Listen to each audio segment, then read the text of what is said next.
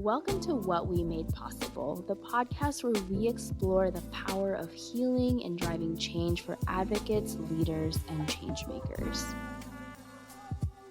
The conversations here draw the connection between creating new possibilities in the world, possibilities of care, of belonging, of thriving for our communities, with stories of personal healing and loving relationship building. I'm your host, Patty Dayleg, leadership coach for social change. I spent a decade in nonprofits, government, and DEI, securing 6- and 7-figure opportunities for communities of color. And I've experienced firsthand the transformative power of compassion, healing, and belonging in making a bigger impact. Let's dive in. Hi, everyone. Welcome back to What We Made Possible. This is your host, Patty Dayleg, and we are in a special series for the podcast. And this series is about Healing Tides, which is an initiative that I've had the pleasure and the privilege of being a leadership coach and on the design team for. This initiative has really been about renewal and healing for Native Hawaiian and Pacific Islander communities in Southern California through the St. Joseph Fund. And I'm talking to the organizations that have been part of that. And today, I have the amazing opportunity to speak with some brothers from FOU Movement. Now, the FOU Movement is this living proof that change is possible. They are a brotherhood of men transformed from what they call lives of gangs and violence and incarceration to lives of faith and purpose and unity. And their mission is really to bring hope to those who are still in darkness and to show that true freedom begins with Christ. This is absolutely a faith-based organization. And they have 3 amazing programs. So first is their recidivism program. Through that program, the FOU Movement advocates with faith to help reintegrate each former prisoner into the community. Their youth outreach program provides services for vulnerable children and youth that addresses their well-being, security, care, and their educational needs. And their recovery program provides men and women with a clean, safe, sober living environment that allows residents the opportunity to develop life skills along with the resources and the tools they'll need on their new journey towards sobriety. Welcome, brothers of the FOU Movement. I have 4 folks with me. So I'm gonna ask them to introduce themselves, starting with Tino, who is the vice chairman and the founder. So Tino, want to introduce yourself? So my name is Valentino Falimana. Friends and family call me Tino. My homies call me KT. I'm out of Carson, California.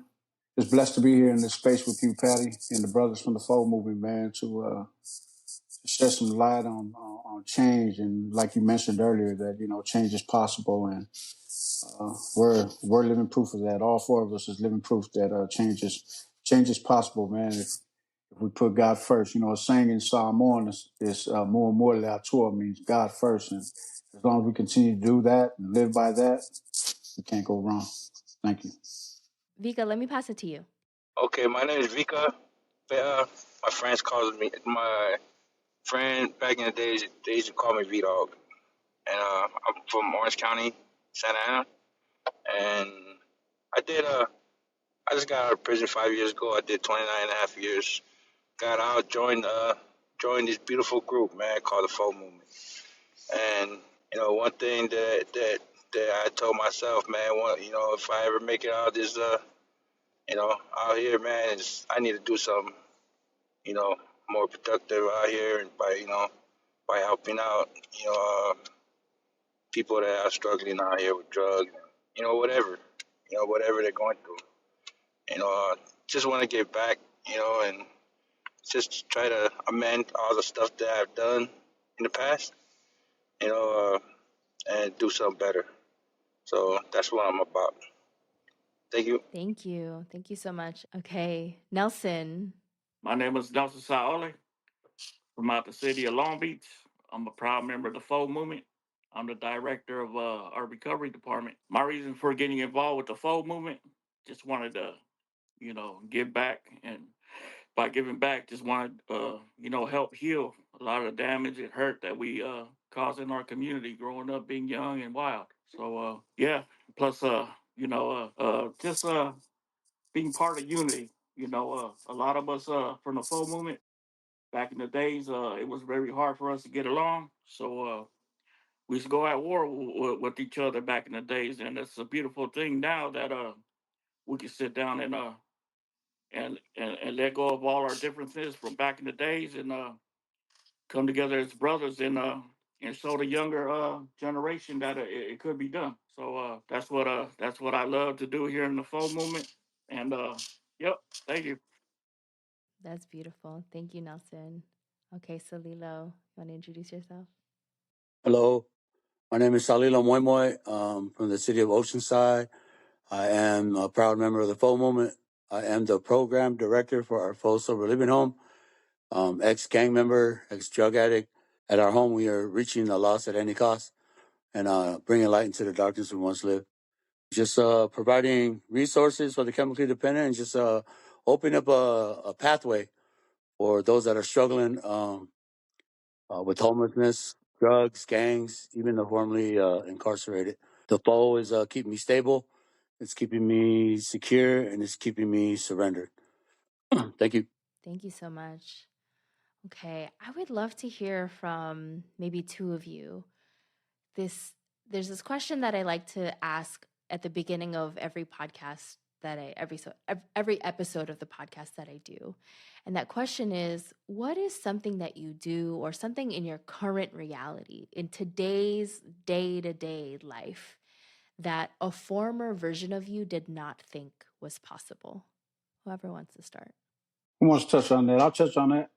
So one thing that I never thought possible, I mean, not when I was real young, but maybe when I was in my mid 20s, early 30s, was I thought I'd never stop using drugs. Never thought I'd stop drinking. I never thought I quit doing any of that. And one thing that's currently going on in our day-to-day lives as far with the FOU movement is that I never thought that I could get along with a bunch of dudes I didn't get along with as a youth. You know, I never thought that we can like actually love on each other the way that we love on each other as if we've been like if we all from the same neighborhood, you know, and grew up in the same neighborhood, and that's just how we roll. And I never thought that I'd be a law-abiding citizen out here. You know, I never thought that wouldn't have to worry about the police getting behind my car when I'm driving. You know, I didn't. And today is different, man. I got clean July 11th, 2019, and was got heavily into drugs and alcohol, and was able to turn that around and turn my mess into a message, become a drug and alcohol counselor, and help people, the same type of people that I was helping destroy out there in the streets with drugs. Uh, God had put me in a place, in a space where I'm now today. My passion is to help them recover from drugs and alcohol and teach them some coping skills and healthy coping skills, and help them to address triggers and urges to use. And I just never thought that I'd be that guy, man. And one thing I never thought when I was young that I have a job that I'm working on the computer. As funny as that sounds, I never thought that I'd be doing some documentation on a computer, doing documentation and sending it to Medi-Cal, because Medi-Cal pays for the clients where I work at. And I never thought that I'd even be working on a computer, man. You know, from a scaffolder, building scaffolds was my last job, and now I'm a drug and alcohol counselor. So that's one thing with me, man. And it's a beautiful thing, man. I wouldn't change it for the world, you know? Thank you, Tino. What do you think made it possible? God, man, only God, man. You know, my best thinking, Patty, my best thinking got me in jails, institutions, and almost death, man. You know, my best thinking got me in, doing time behind the wall, doing time in prison as a juvenile, into an adult. and I couldn't do it on my own. You know, when I first tried treatment, tried rehab, and I started hearing things about recovery, about finding the God of your own understanding, and you had to change person, places, and things, and it was all new to me. It was all alien to me. Because the only time I stay clean is when I'm in prison. You know, and when I'm in prison, I didn't do no NA groups, I didn't do no AA groups, I didn't do no self help groups when I was in there because I had a date, and I wish I would have did that because every time I got out of prison, I got out with the same coping skills I went in with, which was nothing. When I'm mad, when he pissed me off, or when she hurt my feelings, I feel some type of way. So, in order for me to cope with these feelings and these emotions that I'm feeling, I put a band aid on it and got high. It wasn't until I reached out to God when I was in the hospital. I prayed straight from the heart, man. I asked God, man, I'm going to die if I leave this hospital. And He opened the door for me to go to treatment, and I believe it was his calling. And just like the FOU movement here, man, you know, this is a direct result of my recovery. Because had I not been in a mind state of recovery, I wouldn't have been trying to reach out to all these brothers, man. You know, I wouldn't have had the mind to put a group chat together and trying to, coming across the usos that I was busted with and putting them on a thread. I wouldn't have did that if I was getting high because I wouldn't have the time for it. It wouldn't have been on my mind because I'll be out there running around, you know. But my recovery has taught me just to sit still, sit down somewhere, man. And by the grace of God, we just started hooking up as they was getting out of prison, and I was see them on social media, and see them on Facebook, and they'll see me, and then they'll hit me up on Messenger, and I'll get their number, and I'll add them to the group thread that we had, and I was sending devotionals out. I wouldn't have the mind to send a devotional out if I'm getting high. That would have been messing with my high time, you know. It was I was clean and sober, man, and the Pastor Pae, she was sending me daily devotionals, and she implanted in my head, and planting seeds. And I asked her, I said, "Man, can I send these out too?" She's like, "Send them." So I started sending them out, man. And she passed away. She passed away just last year. She taught me how to do the devotionals and make the devotionals, and now I can do them on my own. And so I know that it's all by God's grace, man. That the FOU movement is here, man. I mean, these brothers right here, there's probably like what, 16, 46. There's like almost 60 years of prison right here, and just four of us right here talking to you. 60 years of prison experience right here. You know, Yesterday we went to Mount Sac College over here in Walnut, California. Man, three of us. Man, there was 70 years prison experience. It's just three of us. And God, like I said, man, God is taking our mess and turning it into a message today, man. So yeah, without God, none of this is possible, Patty. And I believe that. And that's my story, and I'm sticking to it. I love it. And I definitely want to talk more about the devotional because I have the amazing privilege of being on that text thread today. And it's like this really amazing grounding. And I don't get to respond every day when you send it. And there's just this determination and this devotion and this love that you pour into it. And so I so appreciate that. And that love and that devotion and that all of that is also very clear in the FOU movement. I'd love to hear from another one of the brothers about what's something in your current reality that a former version of you didn't know was possible or didn't even think was possible. I'll tap in on that one. So when I got out, I did all the 90s in prison, and I got out. So I've been clean from meth since 1989 to today. And then when my son passed away, and then my wife got diagnosed with cancer, I started drinking again. But before that, when I got out, I went to the Victory Outreach Escondido Men's Home when I got out after I did 10 years. And I was thinking to myself, like, it's going to suck being sober.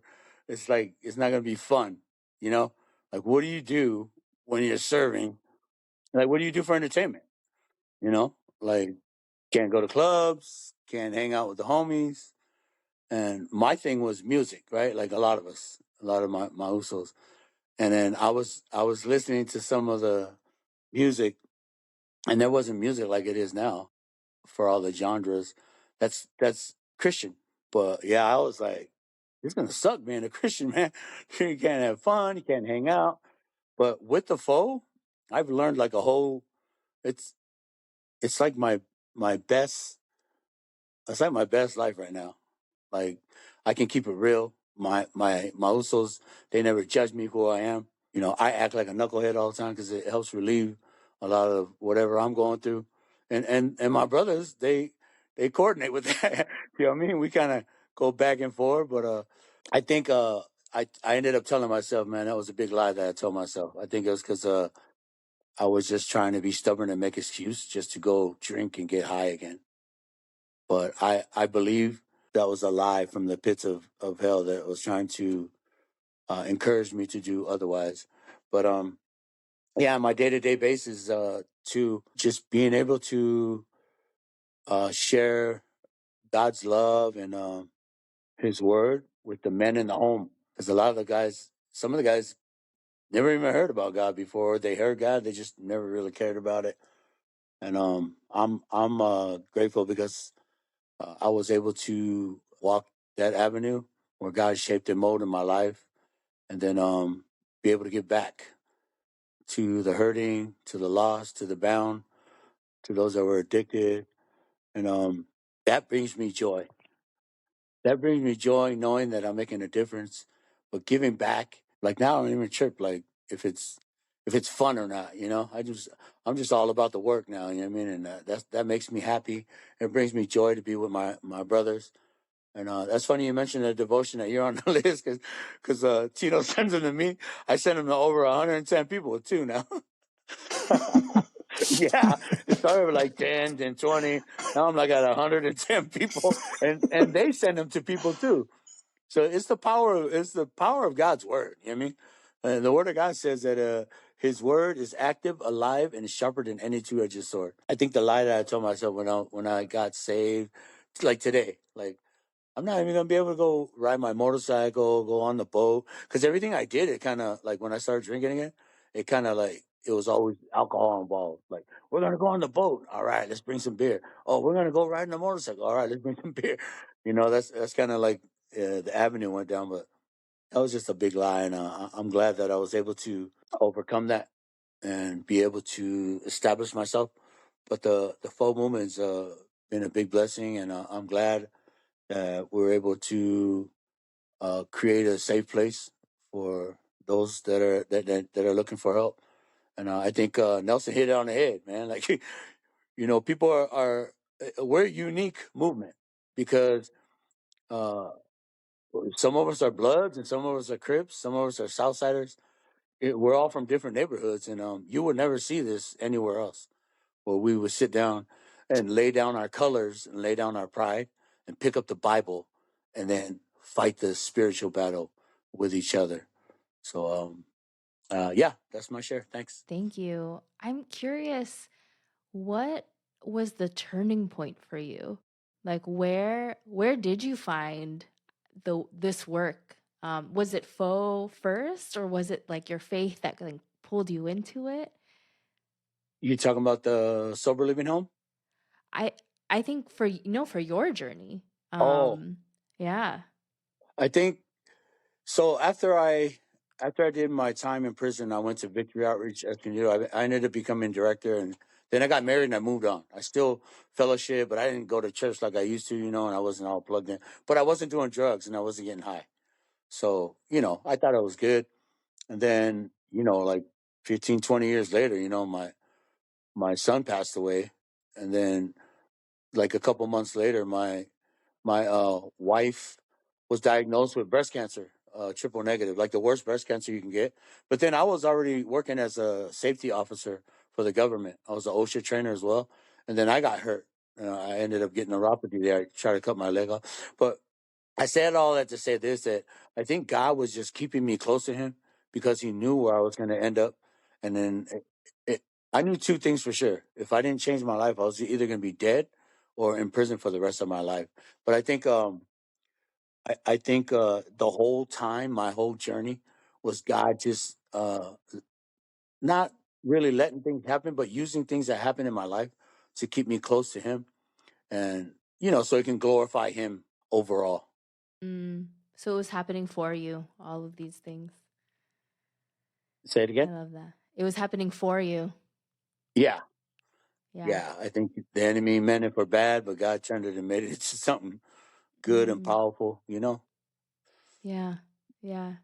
Thank you. Nelson and Vika, I want to turn to you and bring this question of what first kind of called you into this work and what keeps you in it? For me, my first calling of wanting to do this work was sobriety. About 2 years ago, I had reached out to Tino trying to get treatment. And in my condition, it was kind of hard to find housing for me because I'm paraplegic. I'm paralyzed from the chest down. So just ran into a lot of obstacles and roadblocks on getting treatment. So I had no choice but to go cold turkey. I had to do it on my own. And while I was getting out of that phase of being sober, I reached out to some of the members from the FOU movement. Because I wanted to do a lot of community work with them. That was going to be part of my healing. Since then, like from last month, October 2nd, I've been 3 years clean. And and from staying in doing this work, all this community work we do. Like on Saturday, we went out under the bridge to go feed the less fortunate. We went over there, had a barbecue with them, talked to them, gave them indigent kits, gave them resources, sat there and conversated with them. And it was a beautiful thing, man. Is when you see people like that have a smile on their face for having some brothers come out there and chill with them. We had a day with them. Like we had a picnic. We involved them like to be part of us, like they were our family. And I love it, and that's what keeps me in the FOU movement. I love doing the work. I love going out there, and I can say like a few years ago, I had no will to live again. I was on drugs. I didn't want to get out of bed. I didn't want to do anything. Now today, I love waking up. I love waking up, looking forward to do some work. Every morning, I get that daily devotional, and I read it, and I get inspired, and I send it to over 200 some people on my phone, and I'm sure that devotional goes viral every day. And yes, man, I love it. I love these brothers, and I'm in it to win it. I'm in it for the long haul. But yeah, that's what I got to say on that. Thank you. Thank you, Nelson. What a beautiful thing. Congratulations on 3 years. Vika, what about you? What first called you into this? What keeps you in it? For me, when I got out of prison in 2020, I was kind of lost. You know, my wife passed away like a year before I got out. You know, and we had a lot of plans. If I ever get out, and we were going to do this, do that, but it didn't happen. And so when I got out here, I was, family members are, all scattered around because I've been gone for like 30 years. So I wasn't used to having my family all apart. So when I got out, man, I didn't want to go back to my old ways. I didn't want to connect with anybody, that from my past. You know, but I'm glad that this group was formed like a couple months after I got out, because this group saved my life. You know, it really did. Because if it wasn't for this group, I'll probably be out here doing dumb stuff. But being in this group has really helped me to focus, get my mind right, getting God into my life again, and just I got remarried. I got remarried again. You know, got blessed. God blessed me with my wife now, and she's a big part of my life too. Today I never thought that I would have a family, take care. I moved to Arizona, you know, to get away from my city, but I had to come back here to work, man, to help support my family. I never thought that you know that I'll do that. Back then, as a kid growing up, man, it's you don't think like that. Today I focus on taking care of my family. That's my priority. And and uh, and be a part of this group, man. This group is something, you know, it's something else, man. And without this group, man, like I said, man, my life probably would have been different than it is today. And that's why I want to get back to our community. We did a lot of damage in it, and back then I never thought I was gonna live this long. You know, when you're in a gang, statistic, it says that you don't pass your 20s. You know, but I'm 55 years old now. You know what I mean? I'm a living proof that anything is possible, man. You're changed. You know what I mean? So that's what I love about this group, man. We help each other out, man. We lift each other when we're down. We have our meetings every week where we always talk about what's going on in our lives, and you know but yeah, man. I'm a whole different person now, man. Back then, man, I was a very, very angry person. You know, Today I'm humble. I just like to be around, you know, my usos and people that's gonna uplift me and get me, right to the right place I need to go, man. And that's it. Beautiful. Yeah, thank you so much.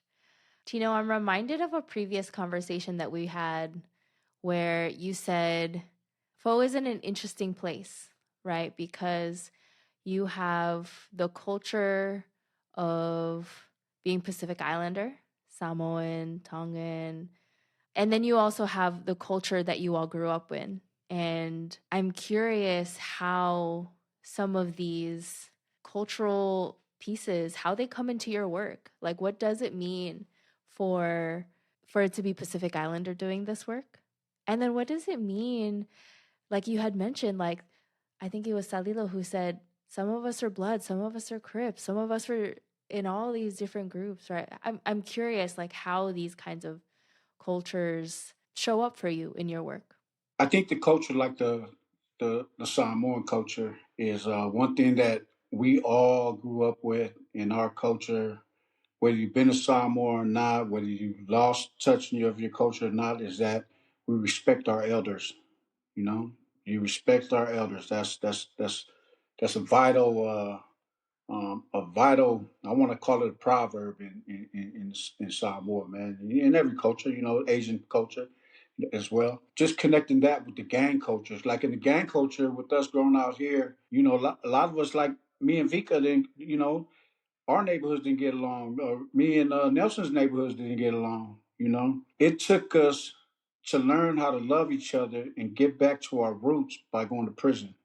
Because so when you go to prison and you run with the Usos and you're other, if you're black, there's four groups in prison: blacks, whites, well, five: blacks, whites, Southerners, Northerners, and others. You know, and if you're other and you're going to run other and you're Samoan, it doesn't matter where you're from. And when we go in there, we learn how to love each other.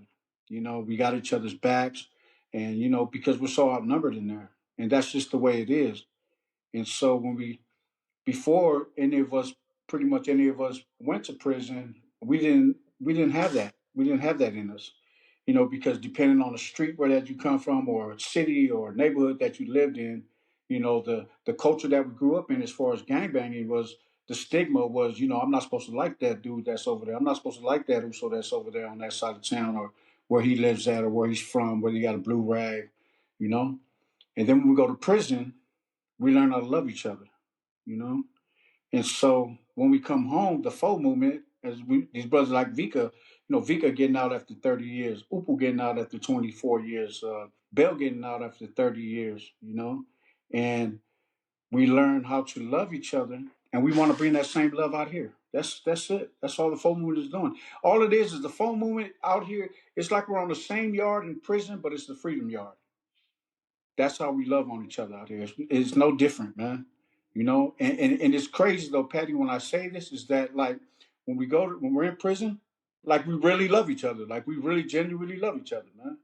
You know, and so that's the same energy that we have out here on the streets, man. To just bring that same love out here and teach the youngsters that you don't have to go to prison to learn how to love your Uso, man. You can learn to love them right here on the best yard in the world, in the freedom yard. And that if we can get all the youngsters out here that's not in prison to feel that same way, and love on them to where they realize that, damn, man, this is the type of love that I want, man. You know how many empty beds would be in prison? It'd be so many empty beds. It'd be so many less broken-hearted mothers out there, a lot of less broken-hearted sisters out there, a lot of less broken-hearted dads out there, aunties, uncles, grandparents, you know? And so that's the culture, man. The coach, because like me, I ain't never been to Samoa. If I'm being honest with you, you know, that's why I say I'm from the capital of Samoa, Carson, California. You know, I got that from my niece Tanel right there. And yeah, man, I just I love my folks, man. I love my folks. That's where my grandparents came from. That's where my parents came from. And what they instilled in us, in our generation, those of us that was born in the 60s and the 70s, they instilled that in us, being the first generation to come out here, and then us being behind them.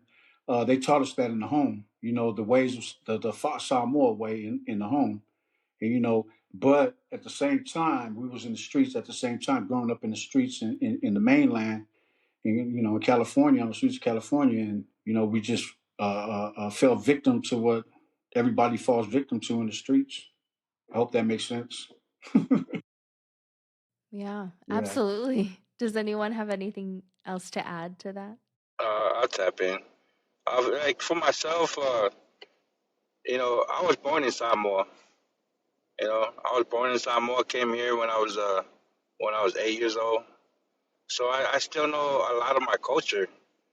You know, but after we came here to the states, is after a few years being out here, I started hanging out with the kids that were into that gang lifestyle.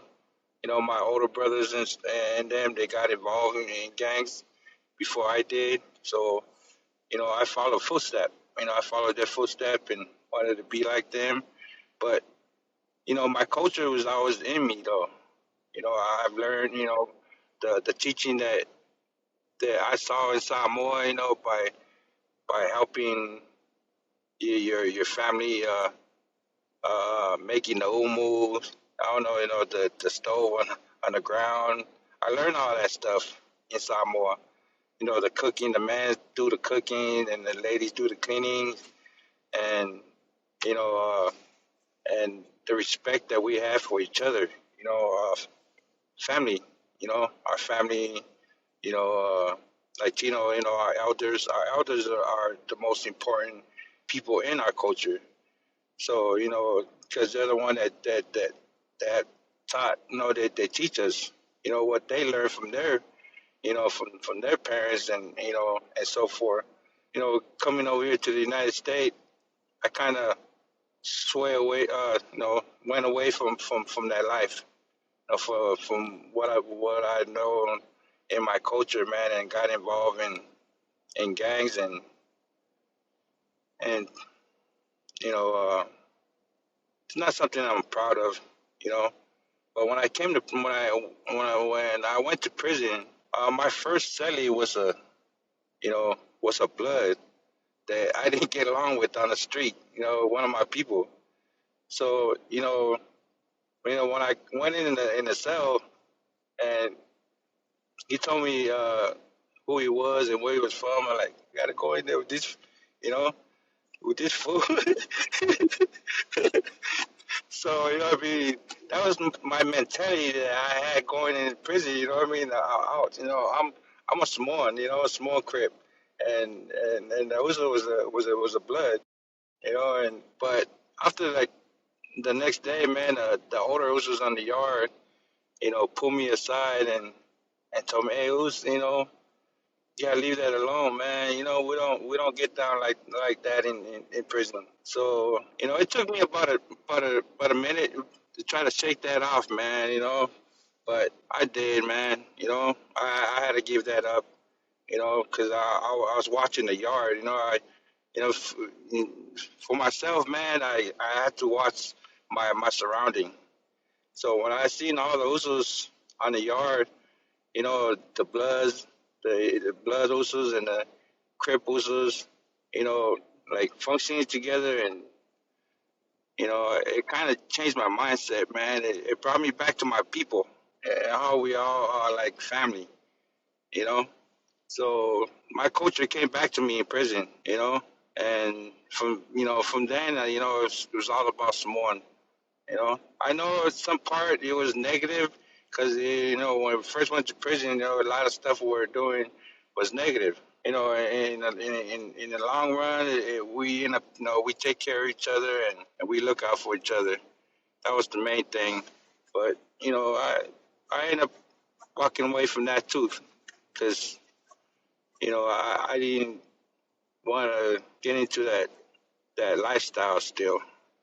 I wanted to change my ways, and after 20 years in prison, man, I finally changed, man. I got involved in a lot of groups, and here I am today.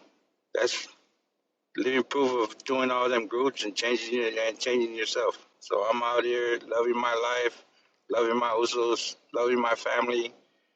Working, being responsible, because that's something I didn't do as a kid. You know, so yeah. Thank you. Yeah, thank you. It's a beautiful thing. I want to talk briefly about healing tides.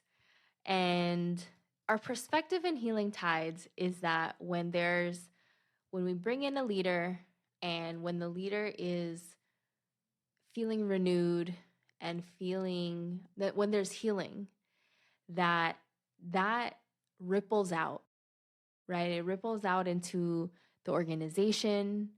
And when those ripples reach the organization, it also reaches the community. And so I'm curious for those of you, Vika, Salilo, and Nelson, when he comes back, what impacts have you seen? What, like through Healing Tides, what impacts have you seen within the movement, within your organization, and how you all are showing up in community? I'm curious what shifts you've noticed in the last, I think, 2.5 years of FOU being involved in the project. And I'm asking you specifically because you haven't been directly involved in some ways. So I'm curious, from the organizational perspective, what you're seeing. And then Tino, I'll turn to you as well because you have been directly involved in the initiative. So for me and what I see personally, I've noticed and I've sensed that when we show up, especially when we're in certain neighborhoods, that there's like a lot of respect going on. Man, it's hard to explain. It's like they not reverence us, but they kind of like, damn, they're really doing it, man. Because I know, because like I said, a lot of us are from different neighborhoods, and you'll never see this like anywhere. That's what makes us so unique. But for the most part, because talk is cheap, people they see us talking about it and posting our videos of what we're doing, but they want to see like, are they really doing this? Like, because they want to follow even our personal after feeding the homeless and going to church. It's like, are they really doing this? Like, and that's from my perspective, because I'm out towards North County in San Diego. But I notice when we go to Oceanside, and a lot of the guys are saying that, like, man, I can't believe you guys are really doing it. And it's a trip because I remind them, like, it's because this is God's movement, So I know that a lot of them want to get involved, and the changes that are being made is because we're not doing lip service. We're actually doing the work, and we're not talking about it. We're being about it. And I think they see, because God's opening more doors, the more work that we do, God's continuing to open more doors for us to continue to do the work, but in different places. And we're getting different opportunities in schools and colleges, and people are calling like, man, I think they're a good voice now. I think 4 years into it, going on 5 years, I only been involved the last 2 years, but that's what I see, and that's what I sense. Is I think that people are starting to see that we're really about it, because I it was a trip too, because my one of my cousins, when I first started when I first got on the phone movement, he asked me a question. He goes, "Hey, Sole, why do you guys wear red shirts with FOU on it, and you guys are supposed to not gangbang no more?" And I told him, "Wait, for me, who's the reason why I wear a red shirt? Because that's the color that I'm delivered from, man." I tell him I used to shed innocent blood. Now I'm covered by the blood. And he goes, "Oh yeah, that sounds good." And he was kind of telling me like, "Yeah, it sounds good, right? It sounds good." And now I talked to him like, his dad passed away last probably a couple weeks ago, and he just said, "Man, you guys are doing it, man. Proud of you guys, and keep up the good work." And then he said, "Keep me in prayer." I said, "You want a red shirt?" No, I'm just kidding. But people are even Tino said in our other interview, like, people are skeptical about us, like, yeah, right. You guys ain't doing nothing. They just they just making noise right now. But it's, if we were just making noise just through us, we probably fall already. But we know this is God's movement, and we're just being led by the Spirit, and just doing the work that God's providing for us. So I think they're starting to see that, man, they're really doing it. So that's my intake. You absolutely are Thank you. doing it. I mean, the devotionals alone. And I will say, for anyone listening, if you reach out to me, then I will also forward you the devotional from Tino that I get every day. Nelson, I want to turn to you. I'm curious, as a person who is part of the FOU movement, but you haven't necessarily been like deeply involved in healing tides. What do you notice it has shifted? What have the tides brought in terms of healing tides for FOU that you have noticed? I think we're more serious now. Like at first, when I first got involved, I really didn't know what it was about. But now that we're we've been doing so much stuff, you know, it, it's it's been real serious. Like meeting a lot of people, a lot of coaches, mayors, a lot of other community people, and yeah, I just noticed a lot of the work has been real serious now, and the community also, they've been taking us serious. I have a lot of homies my age, kind of skeptical at first on what we do, and I explain to them what we do, and they're surprised. They're surprised that we're going on 5 years, and I think a lot of these guys. I'm not specifically, basically, or specifically saying that they've been wishing for the downfall, but I think they was just more skeptical about how far these guys going to go with it. And every time, things get more serious, and they notice it, they see it, and a lot of them, they want to get involved, man. So every time I run into my generation, I'm like, "You guys ready to do some of this work?" A lot of them say they're not ready yet.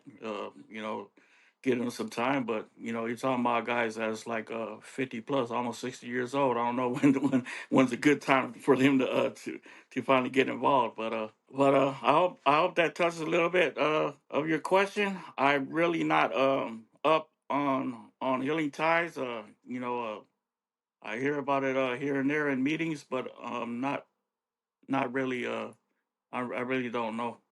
Yeah.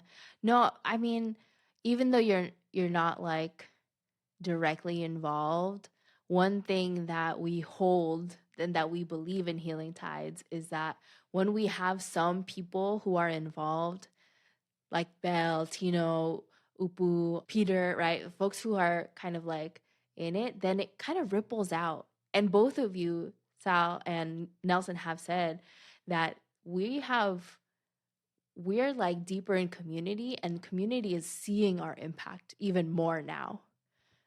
Tino, let me turn to you because you've been in the coaching, you've been in kind of the workshops. What's shifting for you also in your position, right, as vice chairman, as the founder of FOU Movement? What's shifting for you as a result of being in this work with us? I think being more intentional, you know, when I went to the Healing Tides convening and just seeing all the different parts moving in unison, for me it was. I mean, we were always the FOU movement. We were always intentional. We was always about the work, and pretty much that's how the work itself is how we got involved with other organizations because when we first started, we didn't know what the hell we was going to do. It was like, I popped the question one time on the meeting. I was like, man, we need to do something different, man. They were like, what you talking about, T? I said, I don't know, man, something different for the kids out here, man, that make better choices than we made. And it was like, so we started bouncing ideas off of each other. And then when I go to the Healing Ties convening, I see I'm in a room with a bunch of educated, you know, educated people, and I ain't never graduated no school, right? I didn't graduate I didn't graduate elementary school. I didn't graduate junior high school. I didn't graduate high school. I mean, I got my GED when I was in San Bernardino County Jail, and I think that's one thing that helped with the FOU movement, like Nelson, right? So I graduated. I did go to school to become a drug and alcohol counselor. Graduated from there. From the Healing Tides, just seeing all the working parts in Healing Tides, man. And I say this, and Usos can I'm pretty sure can back me up on this. Is that I would tell them, man, let's just just go go to school for something, get something under your belt, man, right? And so Nelson in January will be finishing the same school that I'm finishing to become a drug and alcohol counselor himself. You know, and so we want to keep it intentional. It's not all about just being in the department, right? I mean, it's good. We have a reentry department, we have recovery department, and we have youth outreach department, right? But it's good to get a cert within one of the departments because what I've noticed since I've been a drug and alcohol counselor is people in the corporate world are more open with you when you have a little bit of education under your belt. You know, they don't share as much information with you if you're just somebody who's in recovery that's been clean for 6 years and okay, you attend AA meetings and NA meetings. They pretty much don't take you serious until you get that. I mean, just for me, my own experience is that until you get that little education under your belt, and then more doors open, right? Like Sal with the sober living. So Victory Outreach was going to close down the sober living that was under Victory Outreach. So me and Sal was conversating. He was like, and let me back up a little bit. So when I go to the convenings with with you, Jackie, with Norlin, and just having the conversation, just to how elegantly you guys speak, and you guys speak from a very educated. I don't know what words you. Very educated. I don't want to say verbal or language, but yeah, yeah. When you speak, man, you speak very elegantly, man. And it's for me, it took like, damn, man, I want to talk like that, right? And to get what somebody got, you got to do what that person did, man, right? To get what somebody has, you got to do what that person did, man. So, when school started learning these words, and Sal, we had a conversation. He was saying, the Victory Outreach, they're about to they're about to shut the sober living down. And I said, man, why don't we just take over it, man? Why don't we just take over so we can have, you know, my thing was like, to build a foundation. And now that we have a foundation, now we can build around that foundation, right? You know what? You know what's awesome for me, and I shared this in Hawaii at the convening, at the Healing Tides convening. I took a lot of substances out there to the islands, right? To Hawaii back in the 90s. The year that we went out there, Healing Tides, and we went out there, man, and I'm in the water in Waikiki, and I'm just start thinking because now I'm clean, right? My whole mental mind state. I have God in my life, and you know, step eight is that step eight in the step in 12 steps is we made a list of all people we have harmed and was willing to make amends when able to do so, right? And number nine is that we were willing to make those amends unless doing so will hurt them or others. So as I'm in the water in Waikiki Beach and I'm looking around in Hawaii and I'm like, man, I had a hand in hurting a lot of lives out here, man, unintentionally. Well, intentionally, but unintentionally. I don't know if I did or not, but I probably had a hand in it. And so while I'm in the water, man, and I'm just making amends to the island of Hawaii, man, because I mean, I can't go to every person. I don't know where every person's at. It's been so long. And I made amends there in Hawaii, man. You know, I was, you know, telling the island of Hawaii, you know, man, I apologize. I want to make my amends. You know, forgive me, Lord, forgive me for all the families that I may have had a hand in harming out here in Hawaii. And without healing tides, I would have never had that healing because I would have never been out there in Hawaii. You know, and so I know that we come out here and we do the work. Like when I go to the Healing Tides Convention, everybody's just working. You know, everybody's in their own different organizations, but like everybody's working in sync. You know, all the time. Everybody's like it's like a machine. You know, everything is so organized, man. And so with the FOU movement, we try to be more organized too. You know, so we get the chairman, we get the vice chairman. You know, now we have a sergeant at arms. You know, we have a director of operations. We have a youth outreach director, recovery director, reentry director, you know, and so we have our meetings on Monday, and after that we have our board meeting on Monday following after that. And I know that's very important by the way that we see how you guys how the folks over there at the Healing Tides convening is always working together, at least seeing all of them. And you know, and it's a beautiful thing, man, just to see. And so I think that's it. You know, I mean, we was always there to do the work. You know, we do when we first started, we'll do a place sale fundraiser in the beginning of the month, and all the proceeds to go. We're like, all right, what we're gonna do this month? I don't know. Let's go if it's November.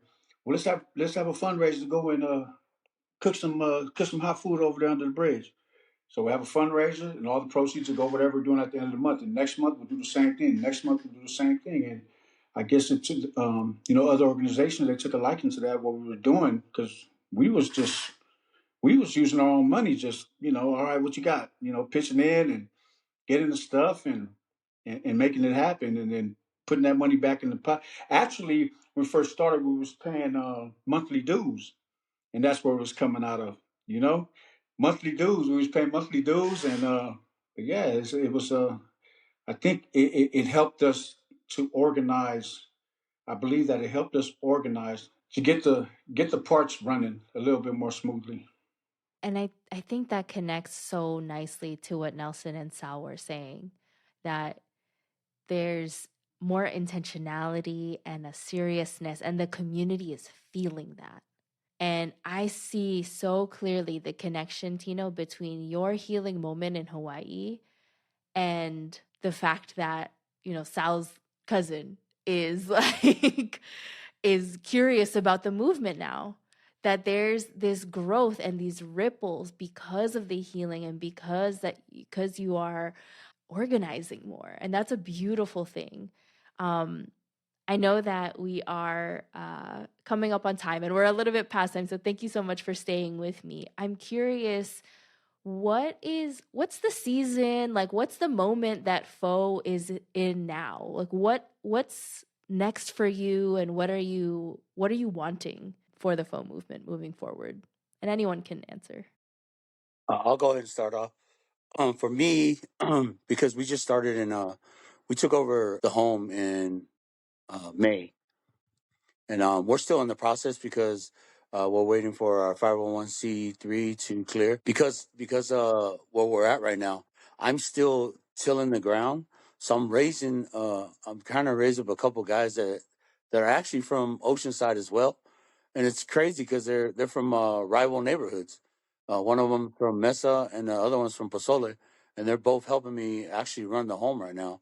But I'm trying to cultivate them and teach them and train them what I do. So that way, when we're ready to plant another home, that they'll be willing to go to another city with their family, possibly, or however we're going to end up doing it. But to plant another home in another city that we need to make an impact in, like in Compton or Carson or Frisco or Utah or wherever, right? Wherever God. But I tell my guys too, like, hey man, just get ready, man. If God calls, we got to be ready to go. Because in order to make an impact, we got to think outside of where we're at right now. I mean, I think it's powerful that God gave us opportunity to take over the home. But I think in order for us to make an impact, we got to spread. We got to go around and make impact in different cities that we're from, especially. So that because who's going to get them more than we? We already know. We already know what they're going through. We already know the struggle. We already know the homelessness, the incarceration life, the gang banging, the drug addiction. So, but yeah, for me in the sober living home, we're trying to get it to where we cultivate the ground so we can plant another home up somewhere else. Yeah, I'm really, really, really excited. I'm excited for what the new year is going to bring. Like people are starting to see how serious we are, and because we're being serious, now it's time for us to get strapped up, educated, learn more about our field, so that way we can, be relevant in what we do, man. So we know every aspect and every corner of, when people ask questions, well, the answer won't be, I don't know. It'll be, well, the reason why we do this is because of this. And we're heading to different places. We're not just going to be here. But yeah, we want to be relevant, but we want to be knowledgeable and be able to make a difference and make an impact. Cause our mission statement is we're bringing light into the darkness we once lived. And the only way to do that is through God's mercy and grace and through his power. I love how you're growing your capacity. And I'm remembering some of our first conversations, Tino, because we did a few coaching sessions together. And I was asking, about your vision. And the sober living was was part of that vision. And now you have this amazing opportunity and you're thinking beyond it, which is beautiful. And you're also equipping the folks who are working in it now that if there is an opportunity to grow even more, that we're going to be ready for that opportunity. So that's a beautiful thing. Yeah, God don't make no mistakes, man. He already knew that he was preparing Sal over there in Oceanside for the work already, man. And you know what? Sal is not doing anything less than super extraordinary out there with the sober living, man. He keeps all the guys accountable, keeps all the guys sober. He loves on them. He genuinely loves on everybody that's under his care over there, man. Like a big brother should, like a big brother would, And like he said, hopefully we can branch off and put sober livings in all the areas in Orange County, in Oceanside and Carson and Compton and Long Beach, and then start reaching out to other areas, man. Because addiction is real, man. Addiction is real, man. Addiction don't play no race card, man. It goes everybody, and the one thing about it is that addiction is not even a personal fight, man. Addiction is a family disease, man. It affects the whole family, man. You know, and so you have to, it says in the big book that it's a spiritual disease, man. Because anything that you can't see but you know is there and it knows affecting, like when you see somebody on drugs and they start getting skinny, right? They're not starting to look like they used to look when they was sober, man. Anything that that's happening that you can't see is a spirit, man. So it's a spiritual disease, and you have to fight it spiritually. That's the only way, and that's why I mentioned, like in the beginning, you know, had I been still be getting high, God would not be able to use me. I'm not saying that because He can do anything. What I'm saying is that I wouldn't have been in a place or a space where God would want to use me, to do this, and I had to be clean and sober to do that, man. You know, and now look at what one pastor, man, Pastor Pie, bless her, God rest her soul, man. What she planted in me, and then now look at you got just us in this conversation, man. over what 500 people is getting the daily devotionals, man, just with us on the screen right here, man. Can you imagine that? And so a lot of people, because I send it to a lot of people. I don't know how many people, but I send it to a lot of people.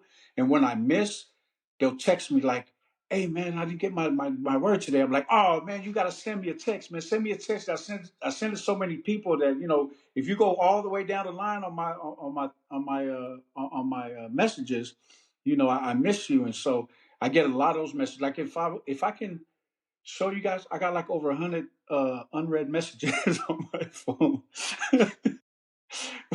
but that's just the power of God, right? And like we say in the FOU movement, it says in the Bible, man, it says, I Apollos plant. No, it says, I Paul plant, Apollos waters, but it's God who gives the increase, man. So as long as we just do our job and continue to plant seeds and water them, man, that's all we got to do and get out of God's way and let Him do His thing, man. And hence, look at the FOU movement was born, you know, through God. And so I think moving forward, man, for the future, man, is for us to get our own office space. I know we've been talking about that for a long time, but we're just not in a place and space to do that as of yet. But I know that it's coming soon. I know that once we get our ducks in order, you got to remember, man, all the folk movement, we a bunch of old school dudes, man. We was out there hanging. We was out there hanging when the beeper era. You know, the beeper era and the big brick phones and the pay phones and then all this technology come up and shoot, like people like Vika that come out, man, and before he went to jail, it was like Flintstones was his neighbor, man. He come home and now look, man, it's just trying to get with the times and learning this technology, man, and like Zoom, right? Like like the group thread that I first made with the Usos that was coming home. I was sending the devotional individually, and I just happened to be with my daughter Chelsea that day, and she's like, "Dad, what are you doing?" I said, "I'm sending devotional out to the Usos, man." She was like, "How come you don't just put them on the thread?" I was like, "A thread? What's that?" She was like, "It's a group chat. You can send it all at one time." I said, "You can?" She said, "Yeah." And I said, "Show me how to do that, man." So she showed me how to make a group chat, and it was on, and it was on from there, man. And then how when somebody else gets added on, you have to make a whole new group chat. So we was doing that, and then somebody told us about Signal. Hey, just get on the Signal app, and you can keep adding people. And so yeah, we made a Signal app, and we've been signaling it all. We got all kind of different threads. We got all kind of different threads on the Signal app, man. So yeah, but yeah, we're just here, man, and just trying to change one soul at a time, man. Try to help. Oh, and I want to share something that transpired this past weekend. So the FOU movement, how all of us is from different neighborhoods, right? So one of Pete's homeboys and one of Vika's homeboys got into it this past weekend. And one of them, before, you know, when it transpired, one of them said that he was like on kind of leery about going and dealing with the situation because he thought about the FOU movement. So one of the other Usos, Hunter Bug, um, one of the dudes reached out to Hunter Bug. Hunter Bug reached out to Pete. Pete reached out to Vika, and they got it squashed. You know what I mean? That's all it took was a simple phone call, man. And if the folk movement was there, who knows what would have transpired, man? That probably would have been a whole lot of bloodshed right there. What just transpired in this past weekend, man. So I know we're doing our thing. Even I'm gonna share one thing and shut up. So at the Samoan Heritage Day in Carson, right? You know what? I'm gonna let Nelson share that about the sheriff that went up to our booth and what he told Nelson. Yeah, over at Harris's Day, over at Sky Park, Forcia Park, Sheriff had walked up to me, and at first I was leery. I was like, because I don't really talk to police, but he walked up and he goes, "So ever since the FOU movement came out, the numbers in Samoan gang crime been down really low, and I think from that day till now, we've been on the negative when it comes to gang banging against each other. I think we made a big impact when it comes to the gang banging world.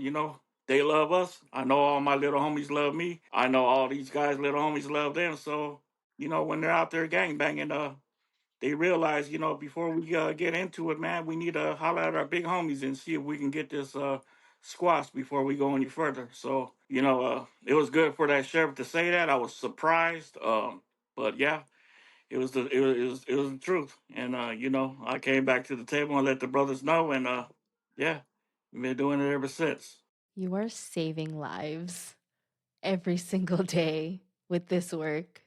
Not just the people who, would have been involved in these situations, but their families, their children, their neighbors, right? Like so many people have been impacted by the work that you are doing, and I'm so excited to see what comes next out of FOU.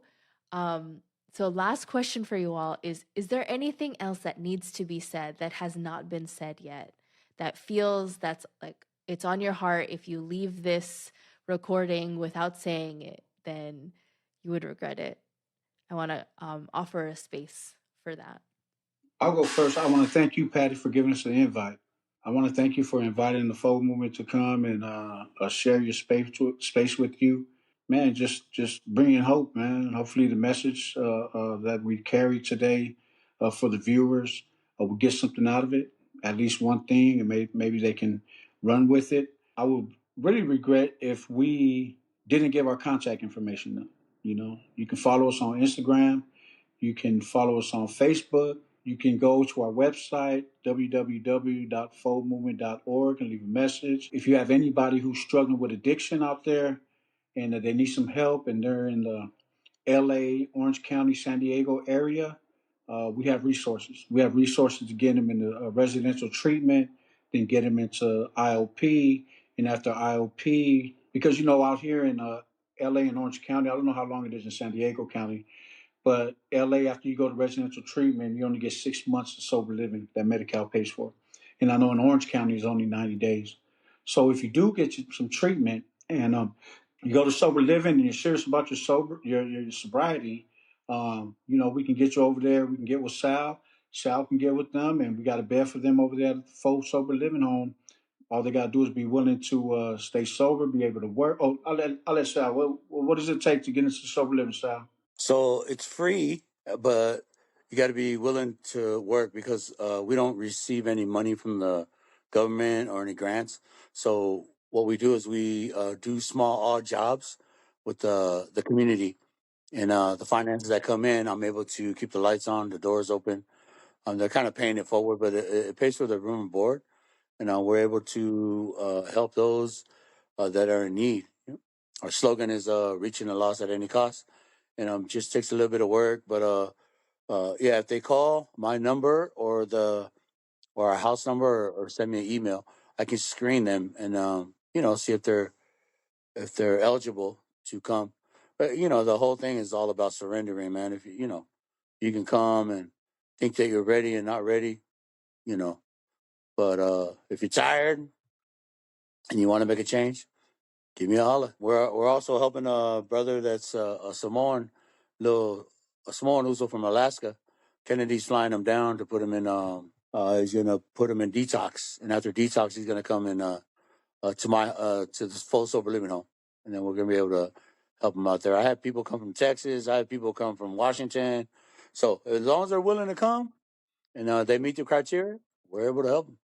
So yeah, Beautiful. have them reach out to us. FOUmovement.org. Yeah, and we'll have that in the show notes, and we'll have all of the links that you all shared with us so that folks who are listening to this will be able to access you all. Yeah, Sal wants to leave his direct line on there so you can get a lot of scam calls too.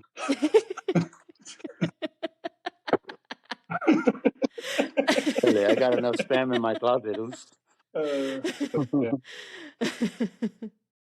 Yeah, so this is what we are right now, man. Listen, We I went love it. we went from hopeless dope fiends to dopeless hope fiends, and we're hope dealers. You know?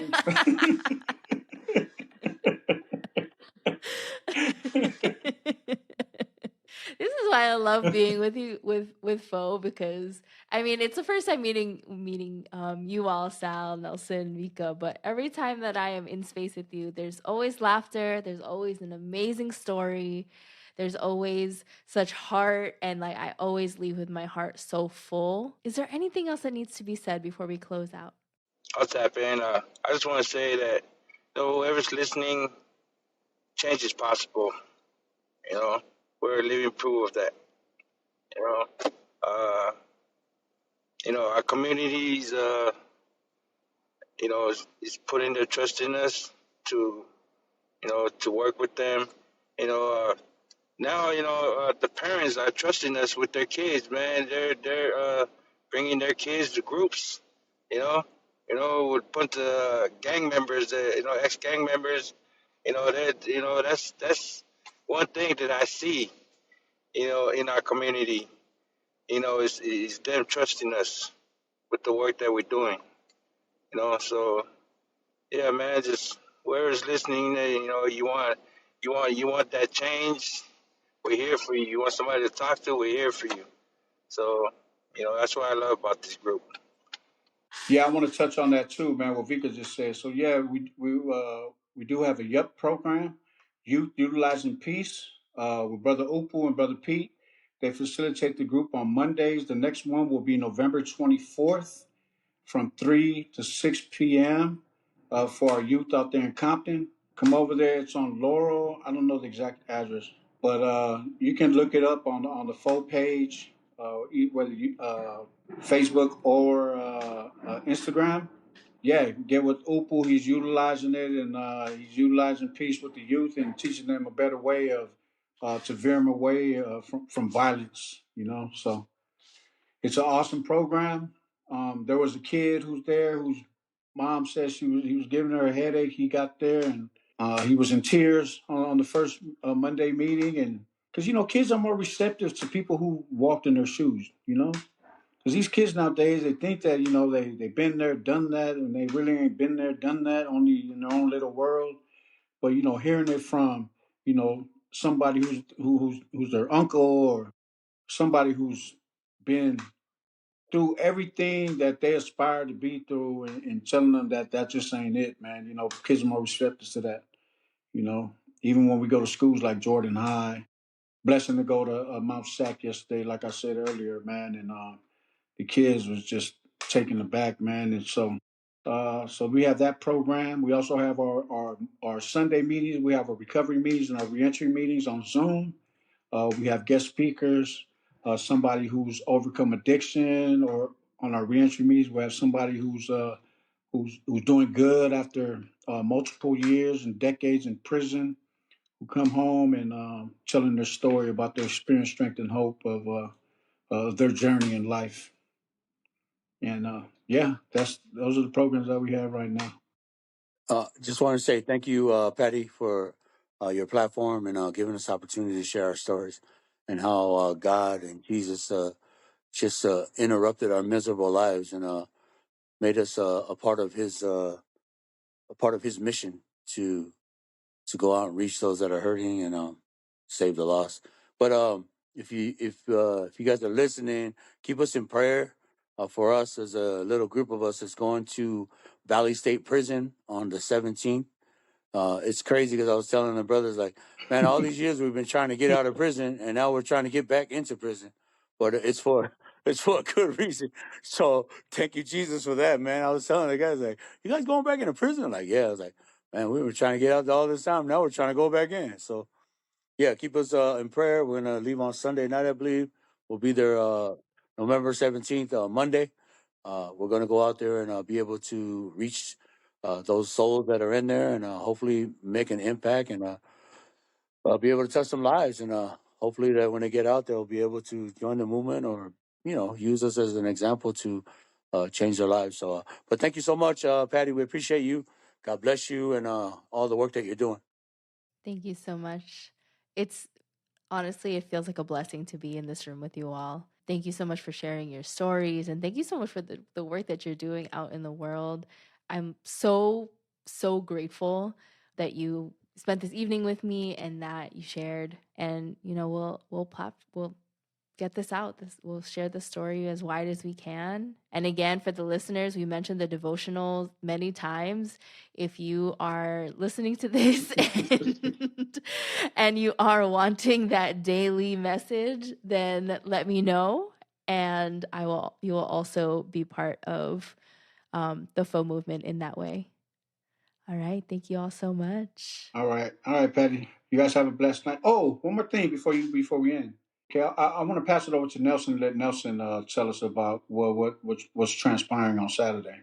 So this Saturday, we're meeting up with the honorary mayor of Wilmington. His name is Eric Ojeda Garcia.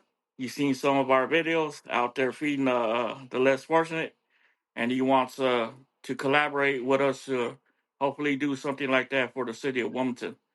So we're gonna go over there on Saturday and bounce some ideas off each other to see how we can help the community of Wilmington. That's a beautiful thing. You know that you're making a big impact when the people in power are reaching out to you and wanting to collaborate, right? God is good, man. God is good, That's man. awesome. Won't He do it? Won't He do it? That's right. But yeah. Won't he do it? Yes, he will. All right, gentlemen. Well, it has been such a pleasure talking with you this evening. I'm so excited to share this story, and I'm so excited to see what happens next with FOU. Thank you so much. Okay. All right. You guys have a blessed night. Thank you for listening to What We Made Possible. I really hope this episode resonated.